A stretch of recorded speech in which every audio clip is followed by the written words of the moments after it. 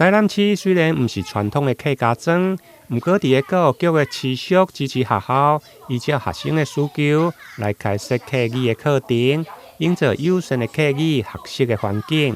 佇個114年全國客家藝文競賽，分別到億載國小、甲佇昆山國小，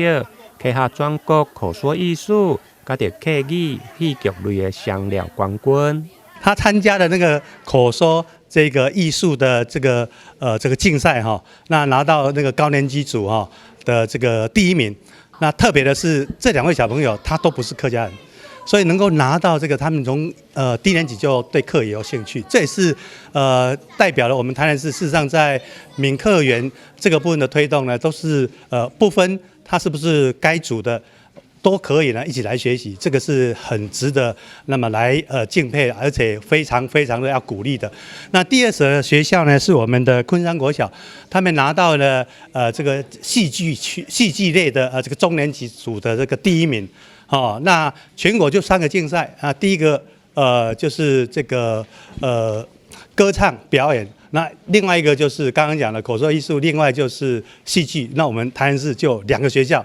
給人家拿到高年級跟中年級的第1名，真的是值得喝彩。其中昆山國小的作品《旗開得勝登新位》，取材自清代的林爽文的事件，結合歌唱、舞蹈，加着傳統戲劇的元素，摕下戲劇類國小中年級的冠軍。我從完全不會客語學到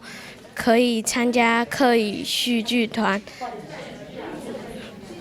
經過了很多努力，大家都很努力，然後我們認真把排演，還有練習發聲，還有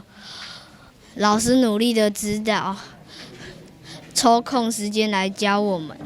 其實我們帶了一群10幾位中年級，然後沒有戲劇經驗的小朋友，那我們闖到了全國的冠軍。那小朋友在這練習的當中，不管是在語言上面，或者是在文化的認識上面，好，在老師指導，還在包括我們戲劇的部分，像雅鳳主任我們退休老師的美惠老師這邊的指導帶領之下，我們就獲得這樣好的成績。那重點就是說，在非客家莊的社區裡面，然後我們在客語的推動，